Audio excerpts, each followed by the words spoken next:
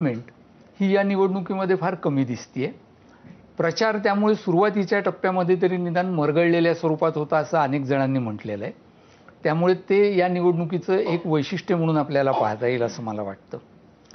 दुसरं या निवडणुकीचं वैशिष्ट्य असं की 10 वर्षांनंतर पहिल्यांदाच विरोधी पक्ष काय बोलतायत त्याला प्रत्युत्तर देण्यामध्ये सत्ताधारी पक्ष हळूहळू गुंतत गेला।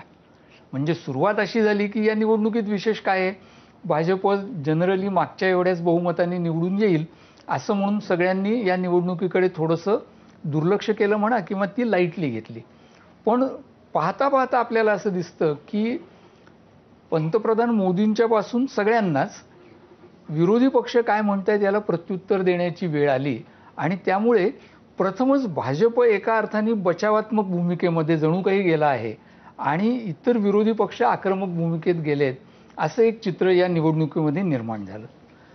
तिसरं या निवडणुकीचं वैशिष्ट्य असं की 10 वर्षांच्या एकपक्षीय वर्चस्वाच्या अनुभवानंतर आपल्या लोकशाहीच्या एकूण विकासासाठी म्हणून जास्त स्पर्धात्मक राजकारण पाहिजे या पार्श्वभूमीवर ही निवडणूक होतीये।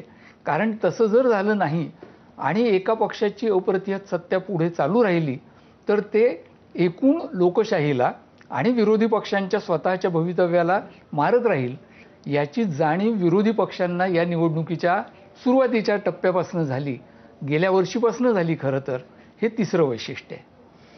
नाही पण म्हणजे या निवडणुकीबद्दल आएगा तो मोदीही हे जे होतं बीजेपीचं आणि एकूण आपल्या भारतीय जनमानसामध्ये, तर आत्ताही